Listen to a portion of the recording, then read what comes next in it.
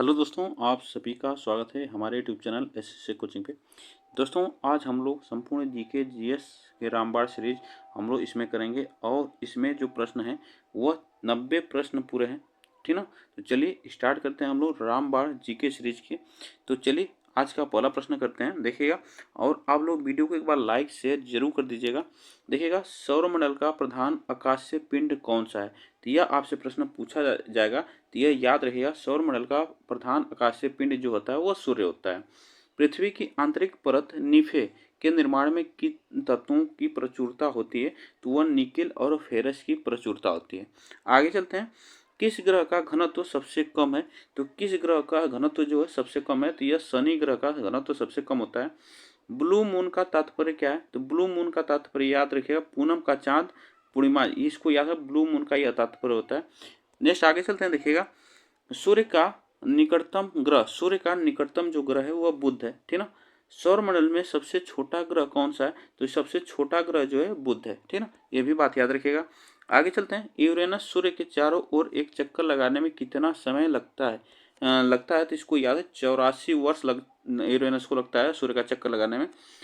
शनि सूर्य के चारों ओर एक चक्कर लगाने में कितना समय लेता है। यह याद रखिएगा, 29.5 वर्ष। इसको याद रखिएगा, शनि ग्रह को। हमारे अंतरिक्ष में कितने तारामंडल हैं। तो हमारे अंतरिक्ष में तारामंडलों की संख्या 88 है। आगे चलते हैं। ग्रेट विक्टोरिया मरुस्थल कहाँ पे स्थित है। ग्रेट विक्टोरिया मरुस्थल जो है यह ऑस्ट्रेलिया में स्थित है। विश्व की सबसे ऊंची चोटी किस प्रकार के पर्वत में पाए जाते हैं। तो यह नवीन मोड़दार पर्वत में पाई जाती है। आगे चलते हैं। विश्व की सर्वाधिक लंबी पर्वत श्रृंखला कौन सी है। विश्व की सबसे लंबी पर्वत जो है श्रृंखला है वह एंडीज है। ठीक है। गोभी मरुस्थल कहाँ पे है। तो यह गोभी मरुस्थल याद रहेगा, चाइना में है। सुनामी का मुख्य कारण क्या होता है। तो यह महासागरीय जो भूकंप आती है उसका मुख्य कारण होता है। आगे चलते हैं। देखिएगा, सौरमंडल की खोज किसने की थी। सौरमंडल की खोज याद रहे कापरनिकस ने की थी। कापरनिकस ने। सौर विकिरण किस परास में दिखता है। सौर विकिरण किस परास में दिखता है। तो यह 400 से 700 न्यूटन मीटर। सूर्य ग्रहण कब होता है। तो सूर्य ग्रहण जो होता है चंद्रमा बीच में हो जाता है तब। ठीक ना। आगे चलते हैं। देखिएगा, सूर्य के प्रकाश को धरती की सतह पर पहुंचने में लगने वाला समय कितना है। तो यह याद रखिएगा, 8.5 मिनट इसको मतलब लगता है, इसको याद है। ठीक ना। कौन सा ग्रह है जिसका कोई उपग्रह नहीं है। तो बुध और शुक्र ग्रह का कोई उपग्रह नहीं है। आगे चलते हैं। सौरमंडल का सर्वाधिक गर्म ग्रह कौन सा है। तो सौरमंडल का सर्वाधिक गर्म जो ग्रह होता है वो शुक्र होता है।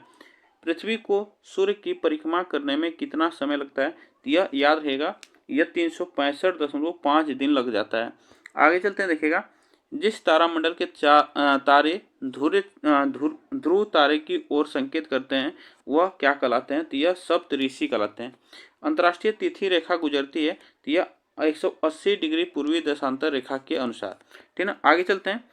अंतर्राष्ट्रीय दिनांक रेखा कहाँ से किया जाता है।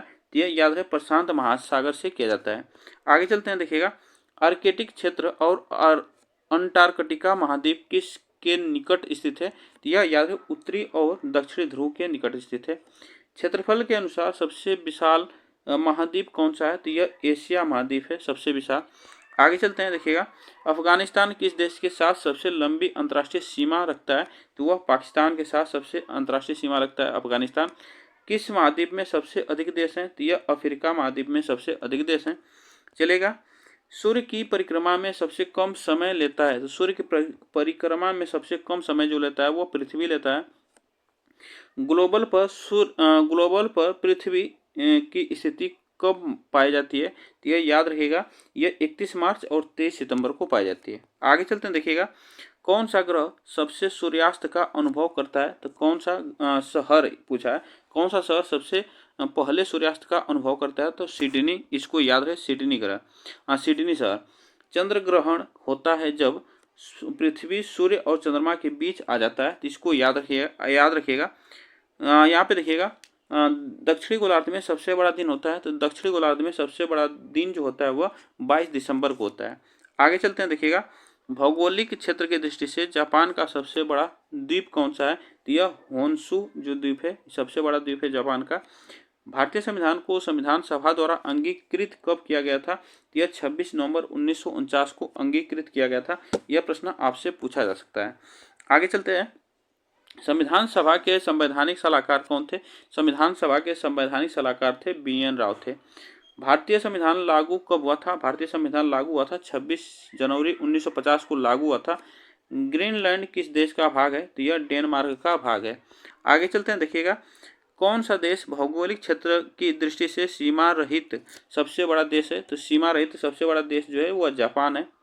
सबसे लंबी पर्वत श्रृंखला कौन सी है? तो वह रॉकी पर्वत श्रृंखला सबसे, इसको याद रखिएगा। विश्व का सबसे शुष्क रेगिस्तान कौन सा है? तो विश्व का सबसे शुष्क रेगिस्तान आटाकामा जो मरुस्थल है, और यह कहाँ पे? दक्षिण अमेरिका में।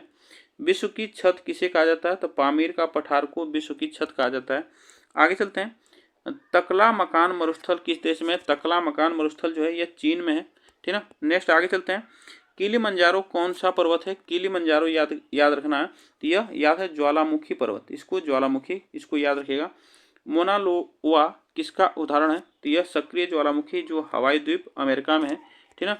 आगे चलते हैं, देखिएगा संगमरमर चट्टान ने की किस श्रेणी में आता है? संगमरमर चट्टानें यह कायांतरित चट्टानें होती हैं। पृथ्वी की परपटी में सबसे प्रचुर तत्व कौन सा होता है? वह ऑक्सीजन होता है। पृथ्वी की आयु का निर्धारण किया जाता है, तो इसको याद रखना है, वह यूरेनियम की डेंटिंग द्वारा पृथ्वी का आयु का निर्धारण होता है। आगे चलते हैं, देखिएगा महाद्वीप अलग कैसे हुए? तो महाद्वीप अलग कैसे हुए? तो विवर्तनीय क्रिया से हुए हैं। कोटा किनाबालू किसका सर्वोच्च शिखर है? तो यह मलेशिया का है, इसको यह मलेशिया का है। खैबर दर्रा किन दो देशों को जोड़ता है? खैबर दर्रा तो यह काबुल और इस्लामाबाद को जोड़ता है। यूरोप में पीर रंजित पर्वत श्रृंखला किन दो देशों को अलग करती है? तो स्पेन और फ्रांस को अलग करती है। चलिएगा आगे चलते हैं। प्रसिद्ध नील नदी कहाँ बहती है? प्रसिद्ध नील नदी यह मिस्र इजिप्ट में बहती है, ठीक ना। आगे चलते हैं, देखिएगा किस राज्य में आरक्षित वन क्षेत्र सबसे अधिक है? तो यह है सबसे अधिक जो है वन क्षेत्र मध्य प्रदेश में है। और मध्य प्रदेश को टाइगर स्टेट भी कहा जाता है, यहाँ पे टाइगरों की संख्या सबसे ज़्यादा होती है। जिन कॉर्बेट नेशनल पार्क किस राज्य में है? तो यह उत्तराखंड में है, इसको याद है उत्तराखंड में। किस क्षेत्र में ओजोन पर्वत पाई जाती है? तो समताप मंडल में ओजोन पर्वत पाई जाती है। भारत के किस राज्य में नामदफा नेशनल पार्क स्थित है? तो नामदफा नेशनल पार्क जो है यह अरुणाचल प्रदेश में है। भारत के किन राज्यों में साइलेंट वैली अवस्थित है? तो साइलेंट वैली जो अवस्थित है केरल राज्य में अवस्थित है। नेक्स्ट देखिएगा डॉक्टर राजेंद्र प्रसाद को संविधान सभा का सभापति कब चुना गया था? तो सभापति जो चुना गया था 11 दिसंबर 1946 को चुना गया था। और इससे पहले 9 दिसंबर को, याद रखें 9 दिसंबर को कौन थे? तो 9 दिसंबर को अस्थायी अध्यक्ष कौन थे? तो इसको याद रखिएगा सच्चिदानंद सिन्हा थे, ठीक ना। आगे चलते हैं, देखिएगा भारतीय संविधान के अनुच्छेद 14 में लिखा हुआ कानून के समक्ष समानता किस देश के संविधान से लिया गया है? यह याद है ब्रिटेन के संविधान से लिया गया है। आगे चलते हैं, देखिएगा कश्मीर और जम्मू कश्मीर, एक मिनट, यहाँ पे जम्मू और कश्मीर राज्य के विभाजन के बाद बने किस केंद्र शासित प्रदेश की अपनी कोई विधायिका नहीं है? तो वह लद्दाख की कोई विधायिका नहीं है। भारतीय संविधान की किस अनुसूची में भारतीय भाषाओं की सूची सम्मिलित नहीं की गई है? तो वह 8वें में इसको सम्मिलित नहीं की गई है। आगे चलते हैं। आज़ादी के बाद भारत के भाषा के आधार पर भारत के राज्यों का पुनर्गठन किस वर्ष हुआ था? तो 1956 में हुआ था। भारतीय संविधान की प्रस्तावना में भारत की किस रूप में घोषित किया गया है?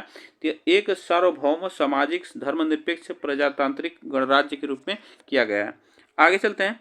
संविधान की आत्मा किसे कहते हैं? संविधान की आत्मा याद रखिएगा प्रस्तावना को कहा जाता है। संवैधानिक उपचारों के अधिकार का उल्लेख किस अनुच्छेद में? तो यह अनुच्छेद 32 में है, ठीक ना। आगे चलते हैं, देखिएगा अगुलहास धारा किस महासागर में बनती है? तो अगुलहास धारा जो है यह हिंद महासागर में बनती है। जापान का मैनचेस्टर किसे कहा जाता है? जापान का मैनचेस्टर ओसाका को कहा जाता है। आगे चलते हैं, देखिएगा 1857 के गदर के समय भारत का गवर्नर जनरल कौन था? यह याद रखिएगा लॉर्ड कैनिंग था। विंध्याचल और सतपुड़ा पहाड़ियों के बीच से होकर बहने वाली नदी कौन सी है? तो वह नर्मदा नदी है, ठीक ना। आगे चलते हैं, देखिएगा मैग्नीज के उत्पादन में भारत का दूसरा स्थान, प्रथम देश कौन सा है? तो भारत का दूसरा स्थान है और प्रथम देश पूछा है तो रूसी संघ है, जो इसको याद रहेगा। कौन सा देश कोयले का सबसे बड़ा उत्पादक है? तो यह अमेरिका है सबसे बड़ा उत्पादक। आगे चलते हैं। भारत की प्रथम बहुउद्देशीय परियोजना किस नदी पर बनाई गई है? तो यह याद है दामोदर नदी पे बनाई गई है। अशोक के शिलालेख की लिपि क्या है? तो यह ब्राह्मी लिपि है, ठीक ना, ब्राह्मी लिपि है। बिहू किस राज्य का लोकप्रिय उत्सव है? तो यह असम राज्य का लोकप्रिय उत्सव है। प्रथम गोलमेज सम्मेलन कहाँ हुआ था? तो लंदन में हुआ था प्रथम गोलमेज सम्मेलन, ठीक ना। आगे चलते हैं, देखिएगा। देश का लौह पुरुष किसे कहा जाता है? तो देश का लौह पुरुष कहा जाता है सरदार वल्लभ भाई पटेल को कहा जाता है। कितने वर्ष के पश्चात राष्ट्रीय जनगणना होती है? तो 10 वर्ष के बाद होती है। आगे चलते हैं, देखिएगा। ऑपरेशन फ्लड किससे संबंधित है? ऑपरेशन फ्लड की बात की जाए तो ऑपरेशन फ्लड किससे संबंधित है? यह डेयरी विकास से संबंधित है, डेयरी विकास से। धान की खेती के लिए उत्तम मिट्टी कौन सी है? तो धान की खेती के लिए उत्तम मिट्टी जो होती है वो दोमट मिट्टी होती है। आगे चलते हैं। पृथ्वी और सूर्य के बीच अधिकतम दूरी किस तिथि को होती है? ये 4 जुलाई को होती है। गायत्री मंत्र किस पुस्तक से लिया गया है? तो ऋग्वेद से गायत्री मंत्र लिया गया है। आगे चलते हैं, देखिएगा। शहीद दिवस किस दिन मनाया जाता है? शहीद दिवस याद रखिएगा यह 30 जनवरी को शहीद दिवस मनाया जाता है। किस महापुरुष की जयंती राष्ट्रीय युवा दिवस के रूप में मनाया जाता है? तो स्वामी विवेकानंद की जयंती राष्ट्रीय युवा दिवस के रूप में मनाया जाता है। आगे चलते हैं। मनुष्य में मादा जनन अंग से किस हार्मोन का स्राव होता है? तो यह याद है रिलैक्सिंग का हार्मोन का स्राव होता है, इसको याद रखिएगा। कौन सा एंजाइम लार में पाया जाता है? कौन सा एंजाइम अगर पूछा जाए तो टाइलिन एंजाइम जो है लार में पाया जाता है। एक स्वस्थ मनुष्य का रक्तचाप होता है तो यह 120/80 होता है, ठीक ना। आगे चलते हैं, देखिएगा। मनुष्य के मस्तिष्क की सबसे बाहरी झिल्ली होती है तो वह ड्यूरामीटर होते हैं, ड्यूरामीटर। रक्त में ग्लूकोज की मात्रा नियंत्रित करता है तो यह इंसुलिन के कारण करता है, ठीक ना। आगे चलते हैं। छाया में पनपने वाले पौधों को क्या कहा जाता है? छाया में पनपने वाले पौधों को सियोकाइट्स कहा जाता है। छाया में पनपने वाले याद है जो पनपते हैं पौधे, उससे सियोकाइट्स कहा जाता है, ठीक है। तो यह आज के लिए बस हम लोग इतने प्रश्न करेंगे। आप लोग बताइएगा यह प्रश्न कैसे लगे। वीडियो को एक बार लाइक शेयर जरूर कर दीजिएगा और चैनल को सब्सक्राइब कर लीजिएगा, जिससे कि आपको क्लास या डेली रात 8 बजे यहाँ पे मिलती है। तब तक के लिए थैंक यू सो मच आप सभी को।